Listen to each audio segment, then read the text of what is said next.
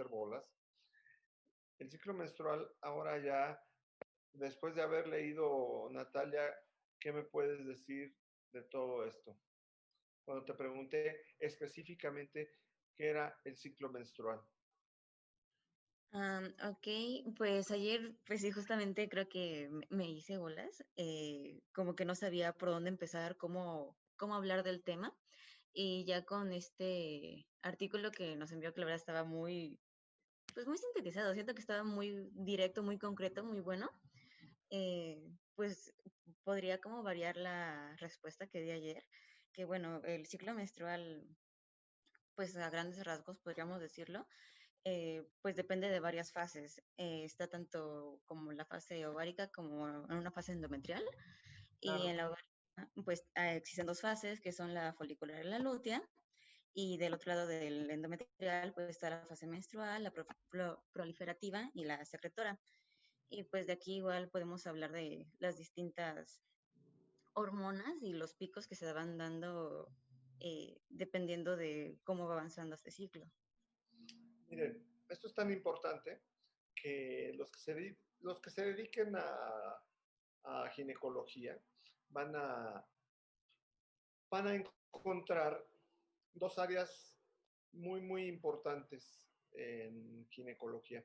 Un área que requiere el conocimiento perfecto de los eventos endocrinos que están sucediendo ahí es la cuestión de reproducción, en la que, como bien dices, por un lado tienes que conocer bien el ciclo ovárico y por el otro lado el ciclo endometrial.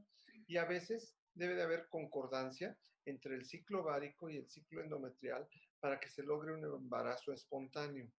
Ustedes van a encontrar que los biólogos de la reproducción a veces están estimulando el ovario, capturan el óvulo y después preparan el endometrio para hacer una transferencia de embriones. Eso implica el conocimiento en absoluto del ciclo. Y el ciclo es una serie de eventos que están sucediendo en diferentes órganos, que es el ovario, el, el endometrio, como bien lo dices, que es lo que...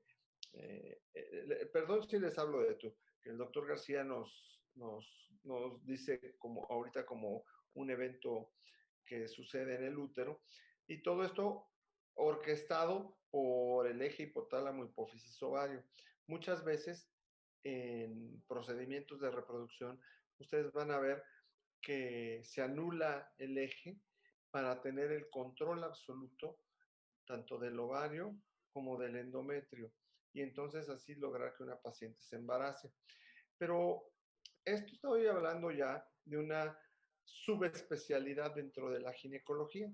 Lo que van a ver en su consulta normal, independientemente de que sean ginecólogos o de que sean de otra especialidad, o bien de que no ejerzan ninguna especialidad y ejerzan la medicina general, lo que sí van a ver es que muchas de las consultas que les llegan van a ser por hemorragias uterinas anormales. Y esas hemorragias uterinas anormales van a tener dos trasfondos. Vamos, estoy abarcando algunas situaciones, ¿no? Dos trasfondos. Uno, el que viene de causa orgánica, y dos, el que viene de una causa endocrina, lo cual requiere el conocimiento de la fisiología para poder después entender la patología. Esa es la segunda causa de consulta para el ginecólogo, la hemorragia uterina normal. Pero todos los trastornos menstruales, que el objetivo de esta clase va a ser ponernos de acuerdo en cómo los vamos a nombrar, el, todos estos trastornos menstruales requieren que ustedes entiendan perfectamente bien lo que sucede. Entonces, ese resumen que estás haciendo, lo subimos también, Natalia, así en PDF, y nos va a servir a todos, ¿ok?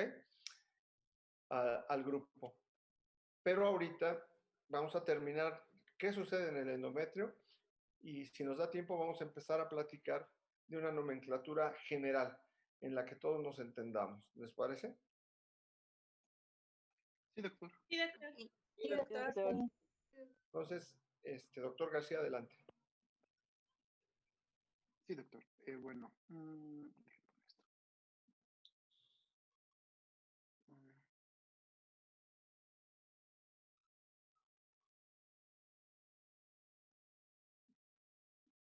Bueno, ya entrando específicamente en el endometrio, el ciclo menstrual en el endometrio consta de 3 fases: la fase menstrual, la proliferativa y la secretora. Aquí en la tabla que tenemos, es que si no lo veo.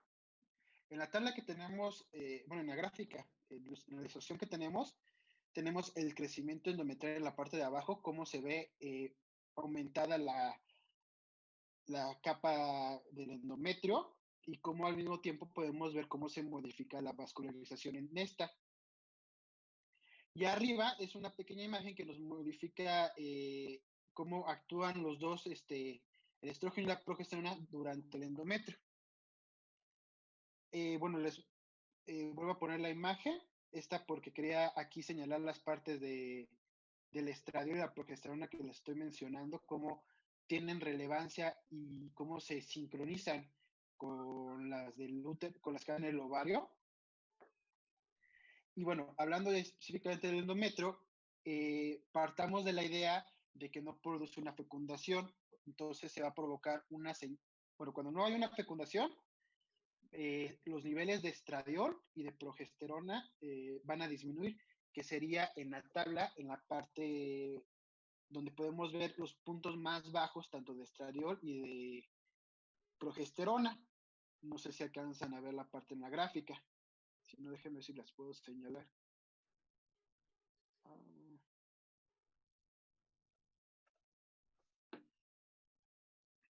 Acá. En estos picos, cuando se provoca la menstruación, es cuando tenemos la menor concentración tanto de estradiol como de progesterona. Estas bajas señales van a provocar una señal de muerte que va a provocar un desprendimiento del endometrio desidualizado, ya modificado. Esta hemorragia es un promedio de 20 a 60 mililitros, como habíamos mencionado al inicio de la clase.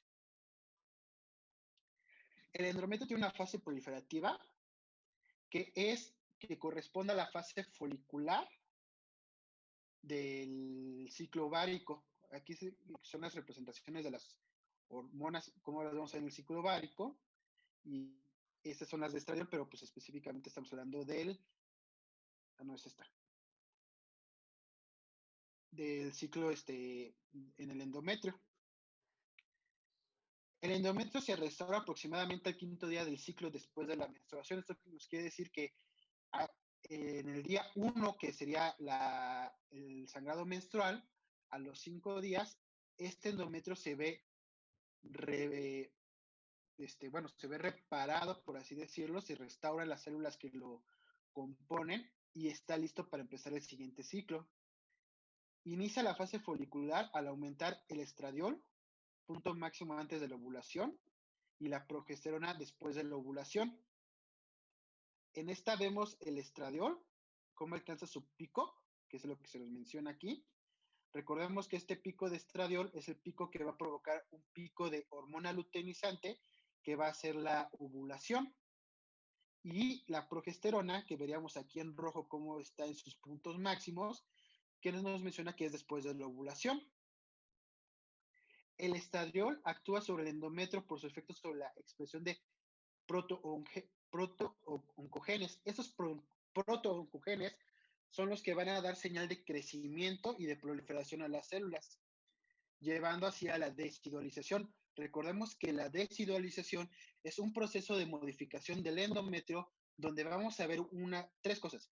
Un aumento de las células que componen el endometrio.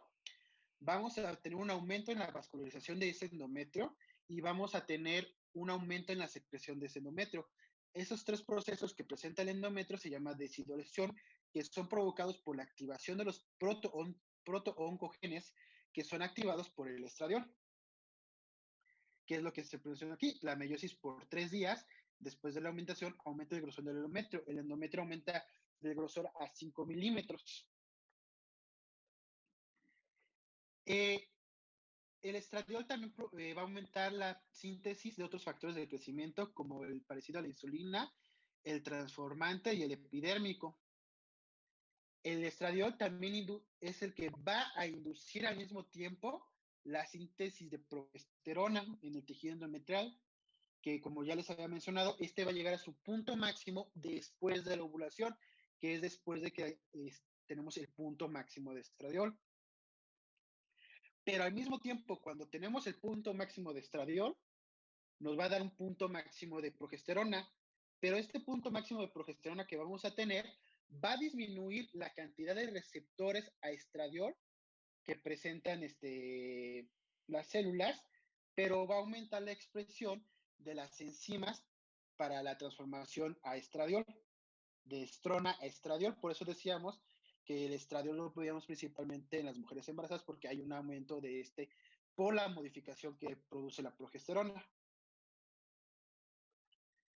Y entonces, en ese punto, cuando está el punto máximo de progesterona, cuando se inicia el punto máximo de progesterona, inicia la fase secretora. La fase secretora corresponde a la fase lútea en el ovario. ¿Qué va a pasar? Como ya les mencioné, aumenta la producción de enzimas, disminuye la captación de estradiol y la progesterona estimula a componentes glandulares, aumentando la actividad secretora de estas células glandulares. También hay una modificación del citoplasma. Este proceso, no me acuerdo bien cómo se llama, eran modificaciones eosinofílica, o no me acuerdo bien del nombre, que ese proceso lo que hace es modificar las células de las células estromales que rodean a los capilares del útero. Recordemos que en un estado normal los capilares del útero son rectos, pero durante este proceso la progesterona modifica las células que rodean estos capilares, volviéndolas más eosinófilas, y esta modificación a eosinófilas provoca que las arterias se empiecen a tortuar, se empiezan a hacer espirales, que estas son las que van a dar mucha más irrigación al endometrio, y este proceso es un proceso de predesidualización, pero tenía otro nombre que rima con los sinófilos, no me acuerdo, luego se los digo. Y bueno, este proceso va a aumentar la vascularización y aumenta la capacidad secretora de las células que rodean todo el endometrio. Como aquí les pongo, las arterias son rectas y se transforman en tortuosas en el día 20-21. Eso va a aumentar también la cantidad de glucógeno y el endometrio aumenta hasta 5 a 6 milímetros. Durante la fase ovárica, hablando de la folicular, va a haber una disminución de estradiol y progesterona, inhibina A, inhibina B, que estas van a dar una señal de aumentar la FSH, la hormona folículo estimulante. La acumulación rápida de la folículo estimulante favorece a la selección folicular. Esta selección folicular es aleatoria. No hay un proceso como tal que diga va a ser ovocito. Lo que se cree es que son folículos dominantes. Estos folículos dominantes los que presentan es una mayor cantidad de receptores a FSH. Entonces, la selección de cuál va a ser el ovocito primario que va a presentar una modificación en su estructura para maduración depende totalmente de su concentración de receptores a folículo estimulante. Aquí podemos ver 3 gráficas que corresponden al ciclo ovárico, estamos hablando del ovárico, que podemos ver la LH, FSH, cómo se modifica la inhibina A, cómo se modifica la inhibina B. Aquí tenemos el estradiol, que es y la progesterona es esta, recordando que esta línea media que nos ponen aquí sería el día de ovulación, el día que se libera el óvulo. Entonces, podemos deducir entonces que este es estradiol porque es antes de la ovulación, y progesterona porque es después de la ovulación, LH porque tiene el pico mayor en la ovulación y FSH es la que tiene menor pico en la ovulación. Igual la inhibina B tiene una mayor concentración antes de la ovulación y la inhibina A tiene una mayor concentración después de la ovulación. Es importante, si regresamos a la anterior, miren, es importante que ustedes sepan que hay algunas pruebas que hace la mujer en orina cuando se quiere embarazar para conocer sus días fértiles. ¿Las han escuchado o no? Sí, doctor. Unas pruebas para saber si va a ovular o cuándo es la fecha cercana a la ovulación. ¿Sí las han escuchado o no? Y miden la LH, ¿no? Exactamente. Este es el principio fisiológico. Vean cómo la LH, como lo mencionó muy bien el doctor García, aquí está la fecha de la ovulación, y vean cómo hace un pico. Entonces, cuando la prueba, que esa prueba, uno de los nombres comerciales es OvaQuick,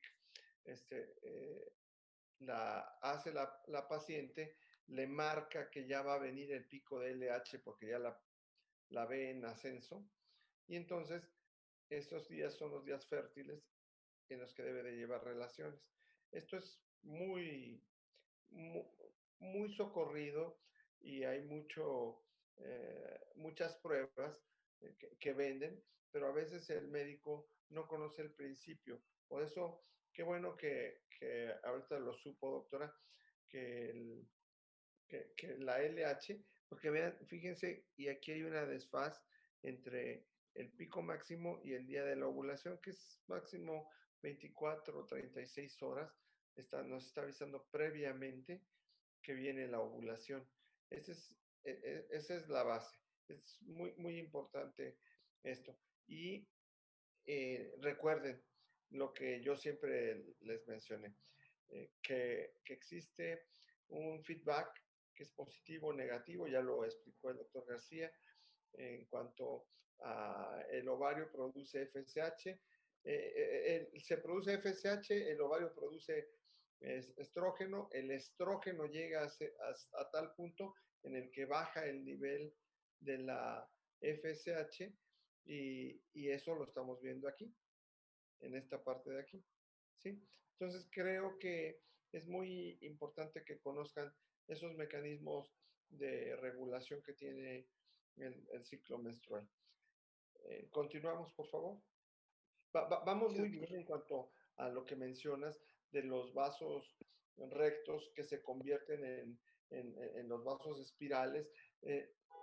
Esto es, acuérdense que el endometrio, cuando lo vieron en embriología, hay una parte compacta y una parte esponjosa. Cuando viene la fase esponjosa, la parte esponjosa del endometrio es cuando esos vasos rectos se vuelven tortuosos. Hay una gran vascularidad y una gran congestión esperando que llegue un óvulo fecundado para anidarlo ahí y que ese óvulo fecundado empiece a generar el cito y el sincitio trofoblasto para nutrirse inicialmente.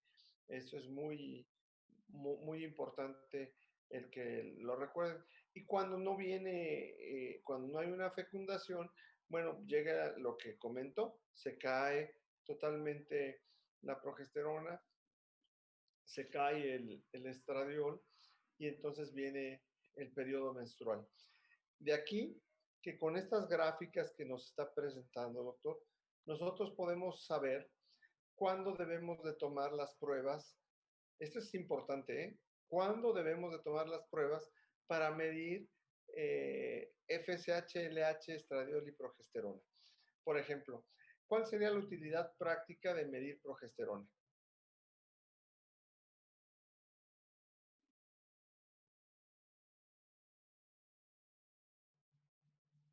¿Quién quiere participar? Toda participación es buena. ¿Para qué medimos progesterona? Bueno, la progesterona se puede presentar en la segunda fase o la fase lútea. Sí, Sí, aquí lo vemos claramente como la progesterona se eleva y como lo dijo bien el doctor, se eleva después de la ovulación. Entonces, si nosotros queremos medir la calidad de la ovulación, nosotros debemos de hacer una determinación sérica de progesterona. Y la determinación, si ustedes ven los estándares universales en progesterona, estamos hablando de que una progesterona menor de 3, en general, de 3 nanogramos, es una progesterona ovulatoria, pero con fines reproductivos, nosotros necesitamos una progesterona de cerca de 8, ¿ok? De 8 o 10 es buena para tener fines reproductivos. Y la vamos a medir generalmente entre el día 21 y 22 del ciclo. Entonces, cuando a ustedes llega a su consultorio la paciente y la paciente quiere que la estudien desde el punto de vista endocrino ginecológico para saber acerca de un trastorno menstrual, esa paciente nosotros vamos a medir FSH, LH y estradiol en un día 3 a 5 del ciclo y lo encontraríamos como está en la gráfica que lo encontraríamos más o menos aquí, en estos niveles, ¿sí? Pero a esa misma paciente le vamos a medir la progesterona el día 21 del ciclo. De tal manera que en un mes ustedes saben si el factor ovárico es causa de que la paciente no se embarace. Porque si no alcanza un pico ovulatorio, fíjense bien, si la paciente no ovula, la progesterona pues no se presenta, ¿sí? La progesterona no se presenta. Y entonces, ¿qué sucede con el endometrio?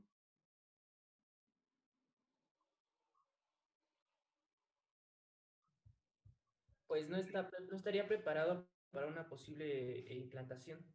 Claro, ¿y cómo se prepara? Muy bien, ¿cómo se prepara el endometrio para una implantación? Se va a desidualizar, doctor. Claro, crece. Fíjense bien, el endometrio crece. Los vasos rectos se tornan tortuosos, ¿sí? De tal manera que cuando llegue el óvulo fecundado se pueda anidar ahí, ¿sí? Pero si no crece el endometrio, clínicamente, ¿qué sucede con la paciente? ¿La paciente va a arreglar o no va a arreglar? No. Exactamente. Y entonces, si ustedes se encuentran una paciente que llega y les dice que tuvo un retraso de 3 semanas y que se aplicó una ampolleta de progesterona o tomó progesterona y vino la menstruación, ¿cuál sería el problema clínico que ustedes están detectando con una simple prueba terapéutica que se llama prueba de la progesterona?